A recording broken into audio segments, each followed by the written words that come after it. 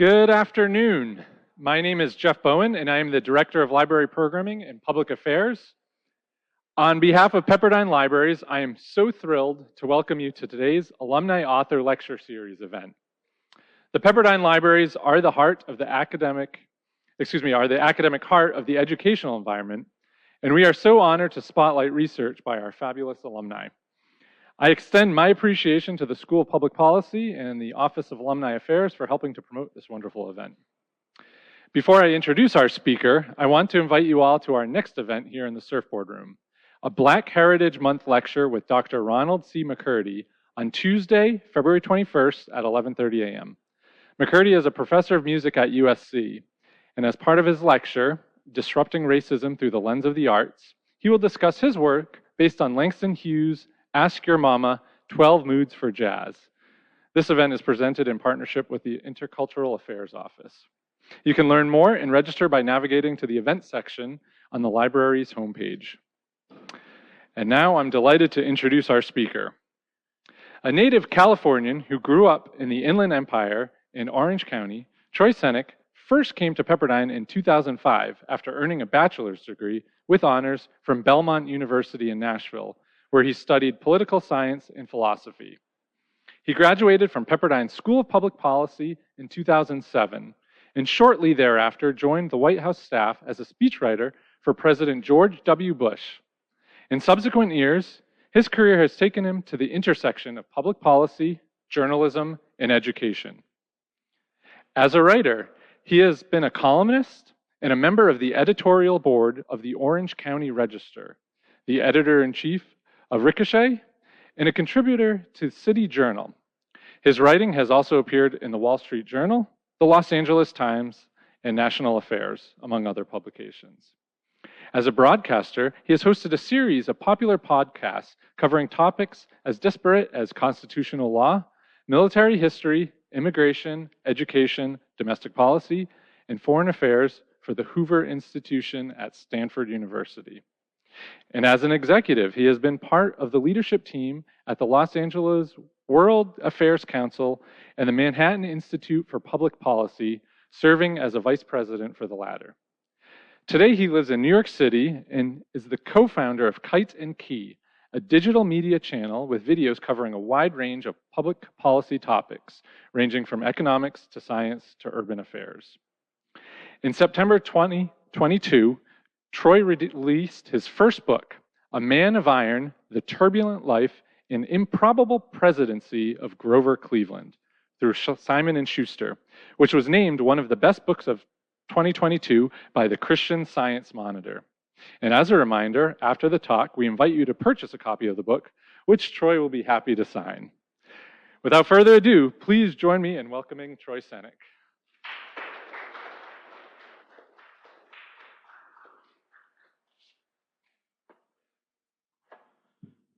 Thank you, Jeff. That was a very kind introduction.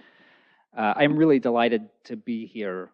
I'm a very proud Pepperdine alumnus. I graduated from the policy school, as Jeff mentioned, about 16 years ago, and it holds a very special place in my heart. I still love this university. I still love this campus. I still have occasional night terrors about Willie the Wave. Ayahuasca was not a thing when I was here, but you take one look at Willie and you kind of feel like, I get what it would be like. And I don't want to tarry too long before I start the speech proper, because woe betide the person who makes an audience wait for Grover Cleveland content. But I also loved the faculty here at Pepperdine, at the School of Public Policy, and I know that a lot of people who would otherwise have been here today can't be, because they are attending memorial services for Ted McAllister, who was the first professor I had in my first class in my first day at SPP. And I don't wish to be mawkish, so I'll just say that Ted did what the best professors do, which is that he gave you intellectual altitude sickness. He forced you into a mental environment that tested your limits until you adjusted to the elevation. And the message I would give to any of the students in the audience is to tell your great professors that they're great professors. Do it around finals. Not a terrible idea. And the message I would give to any of you who are here who are faculty is please understand that when you are doing your jobs at the height of your powers, you are leaving impressions in stone rather than in sand. You shape your students sometimes forever. And while I'm delighted to be here, I despise the fact that it's in the shadow of Ted's passing. Okay, so there are two mysteries before us this afternoon. The first is why the man standing before you, being of sound mind and body, dedicated 3 years of his life to writing a book about Grover Cleveland. The second, and more confounding, is why any of you thought the highest and best use of a Friday afternoon in Malibu was to come hear about Grover Cleveland. I got paid to write the book. I don't know what you guys are doing. So let me at least attempt to answer the first of those questions. I am not, mercifully, going to give you a blow-by-blow account of the presidency of Grover Cleveland. There's lots of that in the book, if you're interested. And so if you're just here because you really wanted a lecture on 19th century monetary policy and bimetallism, I will understand if you quietly want to slip out the back. Those people do exist. I have met all of them now. What I'm going to do instead is to talk to you about the American presidency through the lens of Grover Cleveland. The presidency is a particularly cruel job. And this is a fact that most of my colleagues in the fields I've worked in, government, media, public policy, are totally blind to, because it is the nature of all those fields to imagine that history began at 6 p.m. last night. And what I mean by that is that the presidency has become so central to Americans' understanding of ourselves. The president has become such an exalted figure that every utterance from the White House, every half-proposed policy idea, every palace intrigue is treated by the political and media classes as if it's the fulcrum of the country's future. And the reason that this is cruel is that it makes presidents believe they matter. And more often than not, they don't. Now, I want to be clear about what I mean by this. Of course, our presidents are consequential, oftentimes deeply so. But something strange happens to the presidency when you look at it from the perspective of history rather than the perspective of present-day politics. It shrinks. Presidential historians often like to apply an idea that came from Clare Boothe Luce, that every historical figure, no matter how great we may think them to be, in the end only gets one sentence. Lincoln freed the slaves. Washington birthed a new nation. FDR created the New Deal and led us through World War II. There is something to that analysis, but it strikes me that it has one very serious defect, which is that it is way, way too optimistic as regards presidents. If you're skeptical on this point, do me a favor, go ahead and mentally formulate the sentence for Zachary Taylor or Rutherford B. Hayes. Yeah, we'd be here until somebody pulled the fire alarm. We actually have pretty good research on this question. There's a psychologist by the name of Henry Roediger who studies how many and which presidents Americans can recall. And his findings are pretty unambiguous on the point that there are only 3 categories of presidents that most Americans can remember. The first few, the last few, and Abraham Lincoln. Even some of the most famous presidents who lie outside of those categories, Andrew Jackson, Theodore Roosevelt, come up a lot less frequently than you would suspect. And this is, if you think about it, contrary to all our instincts about the presidency. We regard that office as the summit of national life. What's the most aspirational thing you can say to an American child? You could be president of the United States someday. And yet most of the people who hold that office with a sufficient amount of time end up mostly forgotten. The last time that Roediger released this research, this is what he said. By the year 2060, Americans will probably remember as much about the 39th and 40th presidents, Jimmy Carter and Ronald Reagan, as they now remember about our 13th president, Millard Fillmore. Now, we can quibble with the specifics there, but broadly speaking, if that's true, it should impose what I regard as a healthy discipline on the minds of both elected officials and the citizens that elect them, because it suggests that for all the noise and all the combat that accompanies politics, there's only a relatively small subset of the things we fight about that really matter, that really endure. To give you just one contemporary example, unless they lead to an indictment of Donald Trump, which I think is increasingly unlikely, this controversy over Trump and President Biden and former Vice President Pence having unsecured classified documents, unlikely that that's much more than a footnote 50 years from now. But it's been maybe the predominant national obsession for the past 3 months, which indicates a certain lack of perspective, even if the underlying subject matter is important on the merits. But I think there are two sides to this coin.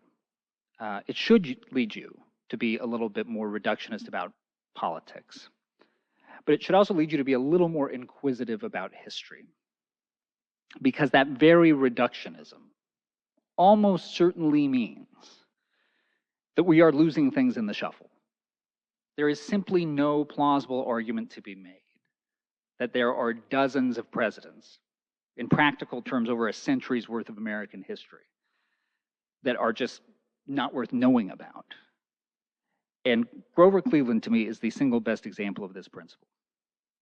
We have had only one president who lost re-election and then came back and was restored to the White House. That's Grover Cleveland. There was only one Democrat elected president in the 50 years following Abraham Lincoln. That was Grover Cleveland. There have been only 3 men in American history who have won the popular vote for the presidency 3 times. Andrew Jackson, Franklin Roosevelt, got it a 4th, and Grover Cleveland. 45 men have served as president of the United States, and out of that group, only 14, less than a third, have had a full 8 years in office. If we were to go through that list, you'd realize that almost all of them are what we think of as the famous presidents, the ones that feel like household names, except Grover Cleveland. For Americans who can even muster that single sentence about Cleveland, it's usually the point about having non-consecutive terms, which, you know, it feels more like a baseball statistic than a presidential accomplishment. Or occasionally you'll hear some sordid detail about his personal life, that he married a much younger woman who was his ward, or even accusations that he was a rapist, the former of which is a gross misrepresentation of the facts, the latter of which is almost certainly untrue. And then there's the third item on the list, which is that occasionally you'll just hear that he was a big fat guy, that he's so fat that he got stuck in the White House bathtub, which is not true, by the way. That story is about William Howard Taft, and it also wasn't true of him. Now, if anything proves my earlier point about how presidents are remembered, it is surely this: a man who was the most successful Democratic politician across 2 generations of American history, who accomplished something no president has ever accomplished before or since, is remembered today to the extent that he's remembered at all as an obese sexual predator. Imagine having reached the highest office in the land and having that be your legacy. But one of the reasons it's curious is that whether that Grover Cleveland is forgotten is that he was not by any means regarded as a marginal president in his own day or in the generations immediately following. In 1948, this is 40 years after Cleveland's death, Arthur Schlesinger's poll of historians, which is kind of the wellspring of our modern practice of ranking presidents, placed Grover Cleveland as the 8th greatest president of all time, just behind Theodore Roosevelt, just in front of John Adams. In the 1920s, when the country was redesigning the currency, Cleveland was considered such a significant figure that the Treasury Department wanted to put him on the $20 bill. In the end, he got swapped with Andrew Jackson and got put on the $1,000 bill, which is the one piece of Grover Cleveland memorabilia that nobody ever sends to me. People who made a living out of criticizing elected officials said remarkably complimentary things about him. If you know anything about Mark Twain, you probably know that he wasn't especially fond of politicians. Mark Twain referred to Grover Cleveland as the greatest and purest American citizen. A very great president, a man who not only properly appreciated the dignity of his high office, but added to its dignity. You may not be as familiar with H.L. Mencken, who was a famous social critic of the early 20th century, but suffice it to say he was, if anything, more acidic than Mark Twain, especially when it came to politicians. This is a man who, after Franklin Roosevelt suddenly died, which, remember, the country processed as a national trauma, wrote in his next piece of FDR, he had every quality that morons esteem in their heroes. And yet, what did Mencken write about Grover Cleveland? We have had more brilliant presidents than Cleveland, and one or two who were considerably more profound. But we have never had one, at least since Washington, whose fundamental character was more solid and more admirable. Mencken actually uses the word solider, which I can't bear to do. So, okay, this is strange. You hear Mencken compare Grover Cleveland to George Washington, and you think, okay, the guy's a crank. We have mental categories for these figures, and these two do not belong in the same one. But yet some version of this thesis, maybe a little less gushing, seems to be in the air in this era in American history over someone that we now regard as an asterisk. So I want to spend the balance of my time answering the two questions that I think logically arise from this, which are, one, why did people feel this way about Grover Cleveland? And two, why did it fade away? Why don't we remember him anymore? The most interesting place to start examining Grover Cleveland's life is towards the middle, specifically 1881, which is the year that he turned 44 years old. If you checked in on Grover Cleveland at this point in his life, you would have found an unmarried, overweight, slowly balding, workaholic lawyer living in an apartment above his office in Buffalo, New York, and keeping work hours from 8 a.m. to 3 a.m. He had held exactly one elected office up to that point in his life, a decade prior, as the sheriff of Erie County, which is where Buffalo is located. He wasn't a local celebrity. He wasn't especially active in political circles. He was regarded as a very competent lawyer who had a gift for objectivity. They'd bring him in as a mediator a lot of the time. And I think it's fair to say that he was well thought of, but he wasn't thought of that often. Now, why should you care about any of this? Because the man I just described to you is in that moment 3 years away from becoming the President of the United States. His political rise is so rapid that when Cleveland is sworn in as president for the first time, he records that he can't stop thinking about the fact that James Garfield, the man who had been sworn in 4 years prior, wouldn't have even known his name when he was taking the oath of office. So how does this happen? How does this relatively obscure lawyer, in the course of 3 years, become the mayor of Buffalo, the governor of New York, and then the 22nd president of the United States? Well, to understand that, you have to understand the tenor of the times. In the aftermath of the Civil War, the Republican Party was absolutely dominant at the national level. In the 20 years between the end of the war and when Cleveland becomes president, they hold almost all the levers of power. There is not a single Democrat elected to the White House. And this is, in large measure, because the Democratic Party still has the stink of the Confederacy on it. This is still thought of as the party of rebellion, as the party of secession. But the Republicans, to some degree, squander this advantage for a reason that I regard as a close to immutable law of politics, which is that any time a party comes close to monopoly power in any jurisdiction, city, state, nation, the quality and integrity of government almost always decreases. competition is just as beneficial in government as it is in economics. So the Republicans suffer what is sort of the political equivalent of gout. Things are too good for too long, and the rot sets in. There's corruption, there's self-dealing, there's cozy relationships with business interests. And American political history, particularly at the presidential level, is the history of antidotes. All right, voting is like dating. You're always looking for someone who compensates for the deficiencies of the last relationship. And in this moment of what is perhaps the historical high watermark of corruption in American government, here emerges Grover Cleveland, a man defined by his incorruptibility. From the very first moment of his political career, it is extraordinarily clear that Grover Cleveland is a man who has tremendous moral courage and who is also not much of a partisan in the traditional sense of the word, which is always helpful when you belong to the less popular party. He runs for office in Buffalo on an anti-corruption agenda, saying, as a Democratic thief is as bad as a Republican thief, which is a powerful moral message, but also a powerful political one, because Buffalo is a city during that era where Republicans are the stronger party. So Cleveland is very cleverly, though I'm not sure intentionally, creating a permission structure where Republicans who are sick of the status quo can cross party lines to vote for him without feeling like they're betraying their principles.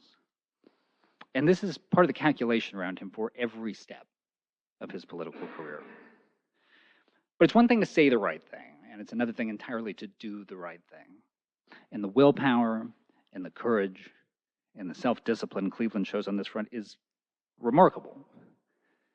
One of the major fights of his term as mayor, the one that really gets him noticed outside of the city, is a sweetheart deal that Buffalo City Council had made for a street cleaning contract. Sounds unbelievably prosaic to us now, but if you know anything about urban life in late 19th century America, as the population is starting to move out of rural areas into the cities, they could be unbelievably filthy and cramped and disease-ridden. This stuff really matters. And the city council gives this wildly inflated contract to a vendor which has almost explicitly kickbacks for the city council members written into it.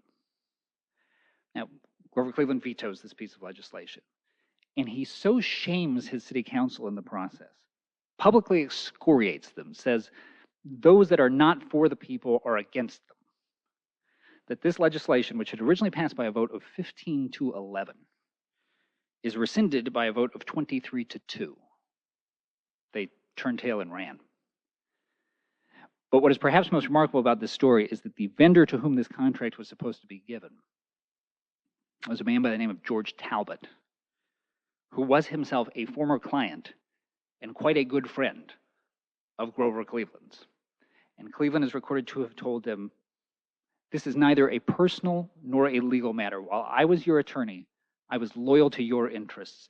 Now the people are my clients, and I must be loyal to them."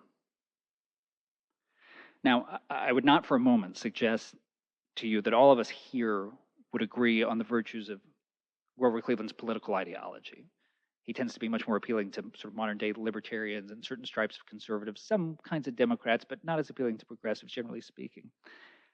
But I think most of us would agree that that sentiment, that concern for the public interest, that regard for the duties of high office, is precisely the kind of stewardship that we want from our elected officials. It certainly was in the late 19th century. And it's that idea that really drives the political success of Grover Cleveland. When Cleveland runs for president the first time in 1884, he's endorsed by the New York World in a famous editorial that says, there are at least 4 good reasons to vote for Grover Cleveland. Number 1, he's an honest man. Number 2, he's an honest man. Number 3, he's an honest man. Number 4, he's an honest man. He earns the nickname Grover the Good, which could you imagine a single politician of either party today who could sustain that? And by the way, this is not a particularly charismatic man. He's not a glad-hander. He's not a great speaker. For one thing, he doesn't do much of it. For another, he goes on a tour. The former presidential speechwriter in me dies inside when I tell this story. He goes on a tour during his first term around the South and the West, where he literally shows up in towns and starts reading them encyclopedia entries about their own town. He's not even very ambitious. This isn't a guy who really covets a high office. He starts his career getting sort of low-level jobs that nobody really wants and doing them with such integrity that he can't help but be noticed. But Grover Cleveland just probably wanted to be some sort of mid-tier state judge. So it's not as if he's this deeply beloved figure. He's not. It's that he is the most unusual thing in electoral politics. He's a deeply respected figure. Now, this leads me to the central tension of my book, which is the central tension of my book because I think it is the central tension of Grover Cleveland. My argument is not that this is a president who belongs on Mount Rushmore. In fact, I think there's a decent argument to be had about whether Mount Rushmore is even a healthy thing for a free society to have, but we can talk about it in the Q&A if you want. I say in the book that Grover Cleveland did not have one of the great presidencies in American history, but that he was nevertheless one of our great presidents. And what I mean by that is that while he accomplished many things during his time in office, none of them stand out as signature accomplishments of the kind that we'd utter in that single sentence we talked about earlier. None of them stand out as turning points in American history. Now, that's a good argument for keeping him out of that first tier of American presidents, which I think is entirely appropriate. But it's not a good argument for dismissing him altogether. And the reason why boils down to what I think is a perversion in how we think about the presidency. The presidents that we tend to think of as great almost all enjoy that status because they govern during a crisis. Washington has to hold a young country together, essentially create the presidency on the fly. Lincoln's struggling to preserve the Union and end slavery. FDR's facing down the Depression and World War II. Now, we can and should be grateful that those men were there to meet those moments. But we should also be grateful that we don't need heroism on that scale very often. Because the centrality of crisis means that most opportunities for presidential greatness are also moments of extraordinary national hardship. And that's no different than a nation than it is for an individual. Having intermittent challenges on that scale can be character forming. But if you have them all the time, it's debilitating. And what that means is that you have to figure out a reasonable way to judge presidents who are in office during calmer times, during the times that most of us would probably prefer to live in. And there's sort of a soft consensus around this amongst the historians that do presidential rankings. They'll talk about how much legislation they pushed through, what kind of foreign policy leader they were, what kind of vision they had for the country. And that approach has a really significant shortcoming, which is that it is almost useless for judging the presidency prior to the 20th century. When people like Teddy Roosevelt and Woodrow Wilson and FDR start transforming the presidency into something closer to the office that we know today, the one that's really at the center of American life. Prior to that, and that wasn't always the way it worked. In the 19th century, a lot of presidents did not regard themselves as legislative leaders. That was not their job. It's a different branch of government. They're there to sign or veto the bill at the end of the process. In fact, you can go all the way up to the early 20th century and find President Taft saying that even exerting political pressure on Congress would be going beyond the proper constraints of his office. That's a somewhat eccentric Taft formulation, but it does prove the point. Now, it wasn't universal. Obviously, a guy like Andrew Jackson, not an especially passive president, but his kind were more the exception than the rule in that era. And this is true on those other issue areas as well. Foreign policy leadership in the 19th century, it didn't mean what it does in later generations. There are a few foreign wars and there's some consequential diplomacy, but America's role in the world was vastly smaller. And if you wanted to make a lot of 19th century presidents choke, the word vision would do it. These are not usually men who are out to remake the country. If you go back and read the inaugural addresses from that era, which I've done, and I would recommend to you only if oral surgery is insufficiently unpleasant, you'll find that these are typically men with very constrained views of their office, who are often explicit about the fact that they need to defer to Congress. It just would not have occurred to them that it was a proper use of their power to try to reimagine America. So if the way we think about presidents is going to be in any way coherent, we have to find a way to judge them that is responsive to what the office was when they held it. And if we do that for Grover Cleveland, I think we start to see why he was held in such high esteem in his own era. Because Cleveland's definition of the presidency has two key features. Number one, it's a reactive office. The most important powers are negative. He's there to be the national goalie, to stop bad things from happening, whether from Congress or elsewhere. And number two, he is there as an advocate for the country as a whole. Not any region, not any political party, not any special interest group, but he treats the job as if the citizens of the United States of America have hired him as their attorney to protect them from the federal government. And by that standard, he does quite well. He had more vetoes in his 2 terms than any president in American history. Only FDR ends up getting more, but it takes him 12 years.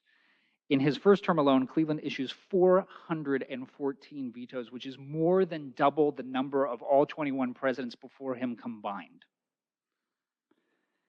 And why does he issue them? Well, he's stopping the federal government from giving away Indian lands in the West or making backdoor deals with the railroads.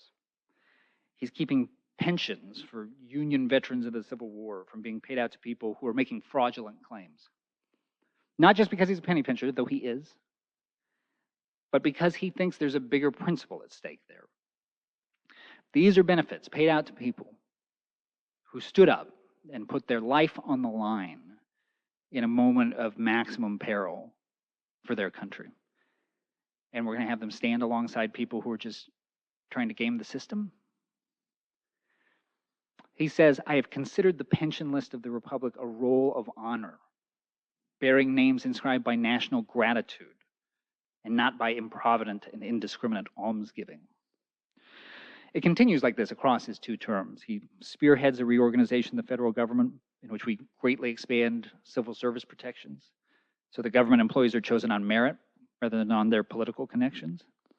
And despite the fact that Democrats have been out of power for nearly 30 years and are thirsting for those jobs, he keeps on the Republicans that he thinks are doing a good job, which doesn't make him very popular in his own party, the members of which are jeered by the Republicans with the slogan, you got your president, but you can't get your postmaster.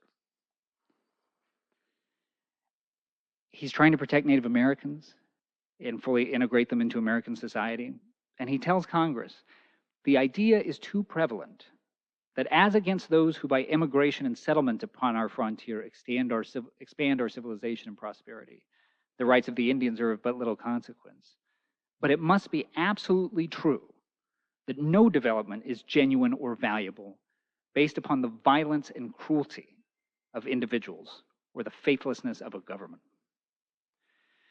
And this is all before we get to his 2nd term, which is one of the most tumultuous in American history, when he is battling a depression so large that it is referred to in its day as the Great Depression, the biggest one that had occurred up to that point in American history, and fighting with his own party to try to keep them from making it worse by inflating the currency. He has to put down labor unrest in Chicago so severe that many people are afraid that the country is spiraling towards a 2nd civil war. This one fought along class lines rather than racial ones. And in so doing, he's again alienating his party, which is increasingly aligned with the labor unions that he has to put down. And he is also in that 2nd term trying to erase what he perceives to be a stain on the national character, which is that shortly before he returns to office, an ambassador from the previous administration, the administration of Benjamin Harrison, is party to a coup in Hawaii, which overthrows the country's monarchy and installs a government run by Western business interests. There are powerful forces in America in favor of this. But Cleveland says to Congress, with equal measures of anger and sadness, it has been the boast of our government that it seeks to do justice in all things without regard to the strength or weakness of those with whom it deals. I mistake the American people if they favor the odious doctrine that there is no such thing as international morality, that there is one law for a strong nation and another for a weak one, and that even by indirection, a strong power may, with impunity, despoil a weak one of its territory. It was beautiful and heartbreaking, because eventually, anyway, he loses. That's one of the trends I hope you notice there. He didn't solve some of these issues. He wasn't able to give Hawaii back its independence. He obviously didn't succeed in bringing Native Americans fully into the American family. He wasn't able to bring that depression to an end, just to halt the decline long enough for it to recede under the next administration. And there are other cases where he deserves more direct criticism. Cleveland, to his credit, was a remarkable contrast to the Democrats of his era in that he was quite personally racially tolerant, if not what we think of today as a thoroughgoing racial egalitarian. But he also did nothing substantive to advance civil rights in the South. Now, in pretty much all these cases I've just identified, the political circumstances of the day were such that it's hard to see how he could have accomplished anything further. They say that politics is the art of the possible, which is a lovely aspirational euphemism for the reality, which is that politics is the art of distributing disappointment in non-lethal doses. And in Cleveland's case, especially as regards his own party, he may have gotten that chemistry wrong. Now, another thing I hope you notice about these issues is that in the year 2023, they're almost all utterly baffling. There are much more distant eras in American history, the Civil War, the founding generation, that we understand far better than the late 19th century because they were fights over big principles. But Cleveland's presidency is about the gold standard, tariffs, military pensions, civil service reform. There's a reason you only get a day or two of this stuff in high school history, which is that nobody understands it. And that, by the way, is a failure of education, and one that I hope this book can rectify a little bit, because it becomes a lot clearer by analogy. You don't have to know that much. Why did everybody care so much about tariffs? Because it was like arguing over income taxes today. It's where the federal government got all its money. Why was everybody so worked up over pensions? Well, because their impact on the federal budget in the late 1800s is equivalent to the impact of things like Social Security and Medicare today. So we can see some obvious candidates for why history has mostly forgotten Grover Cleveland. He alienates his own party. He occupies an era that many of us regard as esoteric. There's no signature accomplishment. And yet, all these factors were apparent to the people of his own era. The people who admired him, the people who said he's a top 10 president, the people who said he belongs in the $20 bill. So what were they thinking? I have to believe that it was this, that character matters. That what Americans, regardless of party, actually want in a president is someone honest, someone incorruptible, someone who will do what he thinks is in the best interest of the country, regardless of political expediency.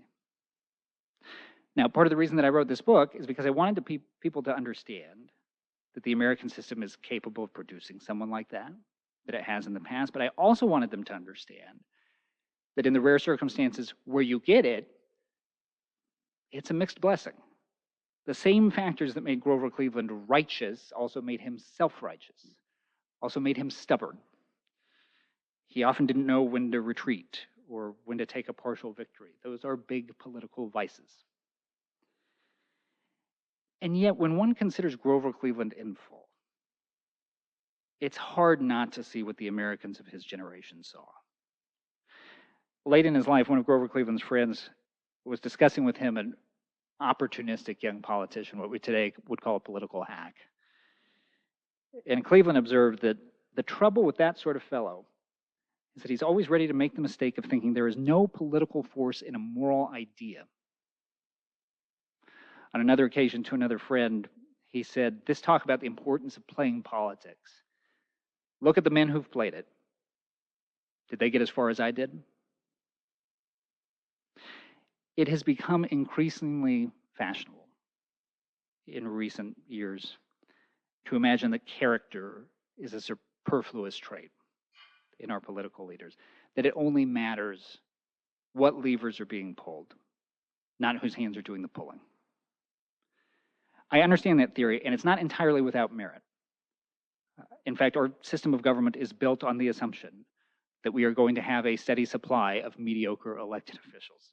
No less than James Madison said that enlightened statesmen will not always be at the helm. But it is an impoverished conception of America to imagine that the least we can tolerate is the most to which we can aspire. Character isn't just a nice personality trait to have in a politician. It materially changes outcomes. Many of the greatest moments in the history of the American presidency were moments of character. When George Washington decides to step down after 2 terms to set the precedent that presidents are just temporary servants. When Thomas Jefferson says, on the first occasion the White House changes hands between parties, an idea so revolutionary and so potentially dangerous, it's amazing that we've all come to take it for granted. That we are all Republicans, we are all Federalists. And then when Lincoln, late in the Civil War, in a country that could have easily succumbed to the desire for vengeance, gives what is, in my judgment, the greatest speech in American history, his second inaugural address, calling the nation to mercy, to kindness, to peace. Grover Cleveland's 2 terms never had moments where the stakes were quite that high, but they displayed that same sense of Republican virtue, the same conviction that a public servant has duties that transcend self-interest or partisan gain. We don't get those kinds of leaders that often. And maybe we'll get fewer of them in the future. But it seems to me a shame that we would have one and allow him to slip into obscurity. And I hope that in some small way, this book can help to arrest that slide. Thank you very much for your time.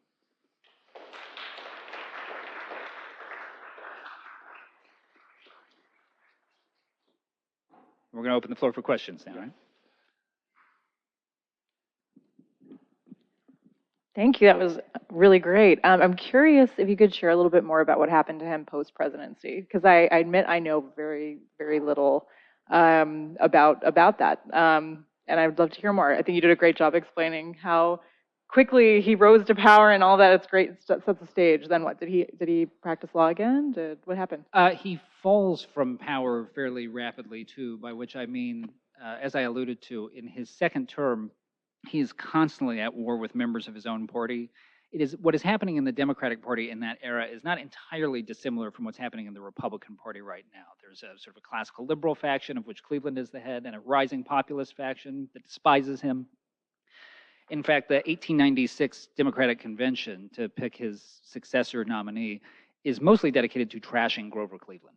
I mean, he is held in very low esteem by his own party by the time he leaves. And this is something that weighs on him significantly throughout his post-presidency. He, like a lot of former presidents, there's a rebound. About 7, 8 years later, the public starts to come around and see his virtues. But in terms of what he actually did, the most notable thing about Cleveland's retirement, he retired to Princeton, New Jersey, and he went on the board of Princeton University at a time when the president of Princeton University was Woodrow Wilson. So the only 2 Democrats elected president in this huge window are living next to each other in this pretty tiny little community of Princeton, New Jersey. And in a weird way, especially because Woodrow Wilson's presidency really is the last, or I should say the first moment. This is when Clevelandism just gets totally flushed out of the Democratic Party. And Cleveland is, in a roundabout way, actually responsible for Wilson's presidency. In this sense, Wilson leaves Princeton in a huff over a fight over where they should put the grad school. And Cleveland is on the opposite side of that argument. We only have scattered records of these conversations, but they're pretty icy. And it is at that moment that Wilson throws academic life behind him, gets into politics, becomes the governor of New Jersey, and then goes on to become president of the United States.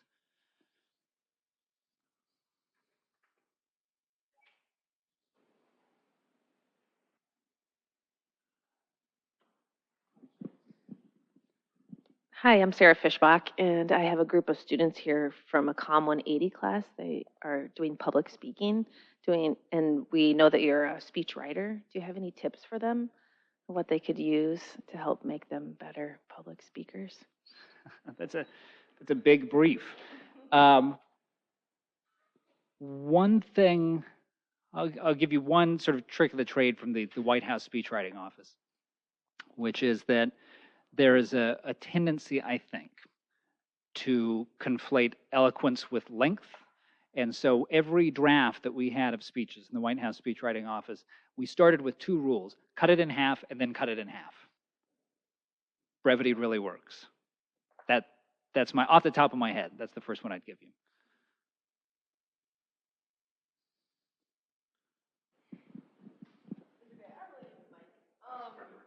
Oh, that's fun. Okay, if you could give one piece of advice to future presidents, what would you say to them, knowing what you know? It's a very good question. At the risk of repeating myself, I would paraphrase the sentiment that's in the speech, which is ask yourself, for any decision that comes across your desk, will this matter to the America of 100 years from now? Doesn't mean that you don't deal with the other problems. You obviously have to, because if they get to the president's desk in the first place, they're the hardest ones. But that is a good sort of mental heuristic to figure out what you should be dedicating the most time to.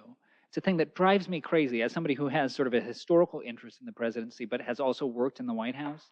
And every president does this.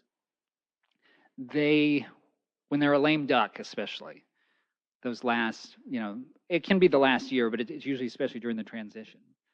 The White House comm shop, they always end up doing these legacy building events. They're taking the president all over the country to burnish his legacy. Well, his legacy is going to have nothing to do with the speech that he gives in Abilene, Texas, with 2 months left.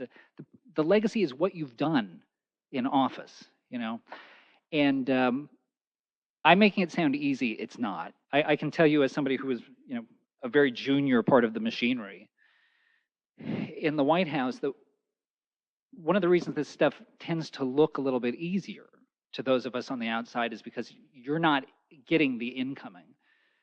The dominant feature of those kinds of jobs is the volume and the pace.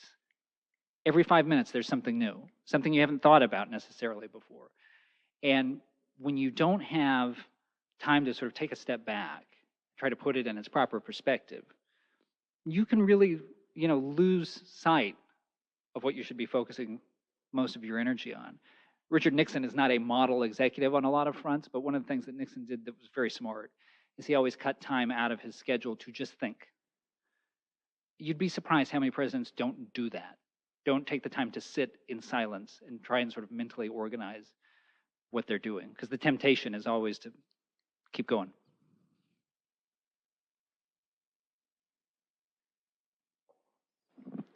Hi, my name's Charlotte Davis, and I'm an international studies student, so I kind of want to pick your brain about foreign policy. Yeah. So would you say that more attention has shifted to the presidency since America has taken the global hegemony role or position? And what impacts might the president have on international affairs, or what implications might it have? That the presidency has become more central to that. Yes. Well, it's not that 19th century presidents never played that role, right? I mean, James K. Polk leads the country into a war with Mexico where a huge chunk, including the land on which we're now standing, of Mexico ends up becoming part of the United States. The Spanish-American War happens late in the 19th century. But for a lot of presidents in the 19th century, I am not making this up, the signature of foreign policy accomplishment would be something like a treaty with the Canadians on fishing rights. It's strange. You would think that I would have anticipated, if you had told me from the perspective of 100 years ago, the U.S. is going to become the global, I should say more than 125 years ago, the U.S. is going to become the global hegemon. I would have assumed that would have expanded the role and the powers of the presidency in ways that it has. But I would not have assumed that simultaneously the presidency would expand in all these other ways. I mean, foreign policy is the area where the president tends to have the freest hand, where executive leadership really means something qualitatively different relative to legislative leadership. And it's sort of amazing I mean, we have this kind of omnivorous executive branch right now that's simultaneous with the executive branch having to wrap its hands around really literally the entire world when it comes to these foreign policy questions, that they're also in the minutia of all these little domestic policy questions, that you would really expect and hope would be handled by the legislative branch. So, I mean, as a roundabout way of answering your question, I actually think that, and this ties into the question that I just answered, I actually think that's a problem. I think you're asking too much of the presidency simultaneously to be sort of micromanaging the domestic policy questions, which could be handled by Congress, while having to take the lead on all these foreign policy questions, which often cannot be handled by Congress in the same way.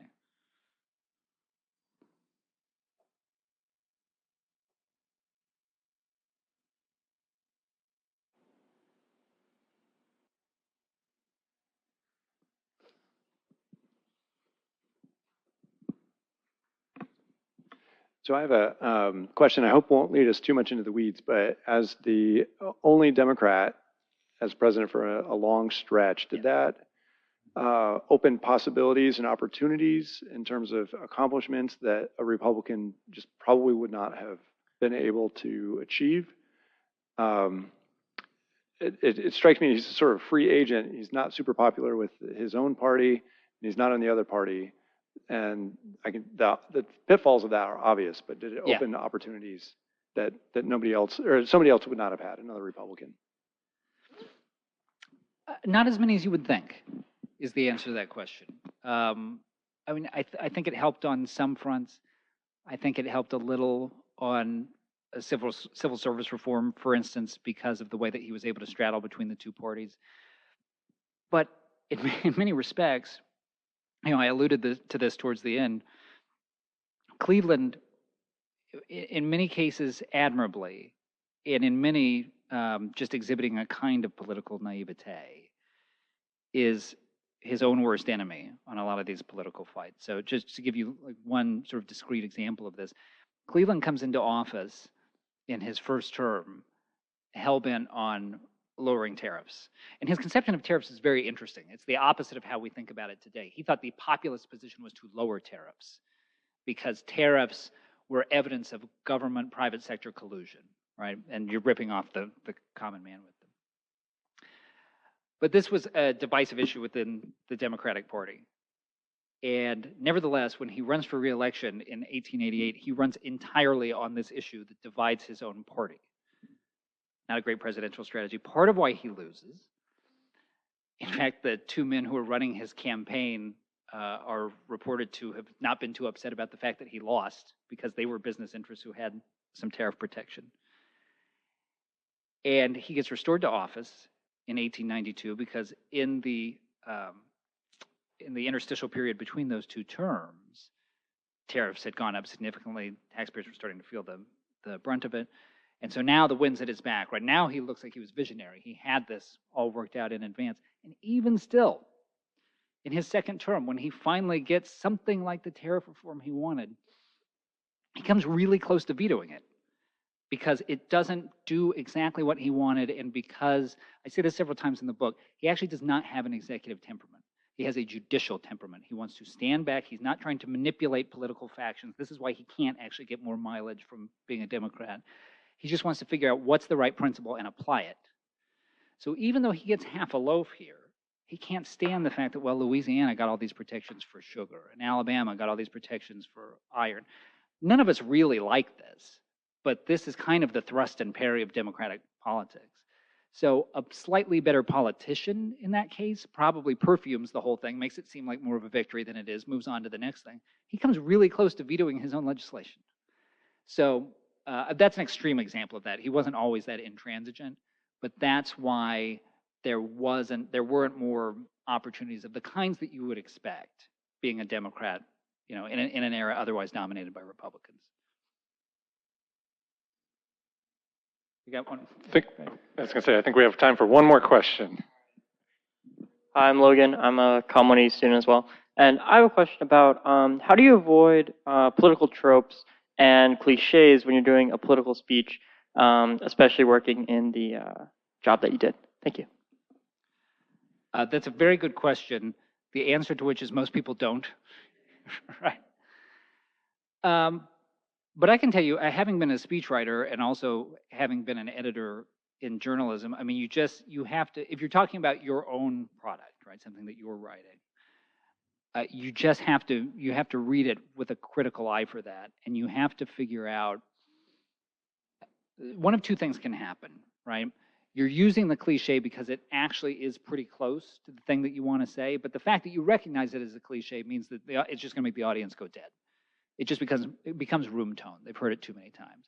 So you have to work out, is there a more clever way to formulate this? But the other thing, which actually I think can be more helpful in making rhetoric persuasive, is that oftentimes you will find out, if you really scrutinize yourself, that the cliche is not actually that close to what you were trying to say. It was just the weapon closest at hand. And when you actually force yourself to interrogate your own prose and say, well, is that really what I meant? You know, it takes longer. This is the reason that people don't do it. Never underestimate in politics, and particularly in speechwriting, the laziness of the staffers involved, right? Especially because if everybody else does this, it's no competitive disadvantage to you. But then every now and again, I mean, you can see this through the presidency, right? There is a difference in the psychology of the American people when presented with a John F. Kennedy or a Ronald Reagan or a Barack Obama, somebody who is really thinking about the content of the words, really thinking about how they're delivered. And I don't want to oversimplify it, because a lot of that obviously is God-given talent and hard work, but a lot of it is just they put in the reps. They think about this stuff. They think about avoiding cliches. They think about what the order of the sentence means for the way it hits your ears, things like that. Thank you all for coming. Let's give Troy one last round of applause. Thank you. And I encourage you all to purchase the book and have him sign it. Thank you all.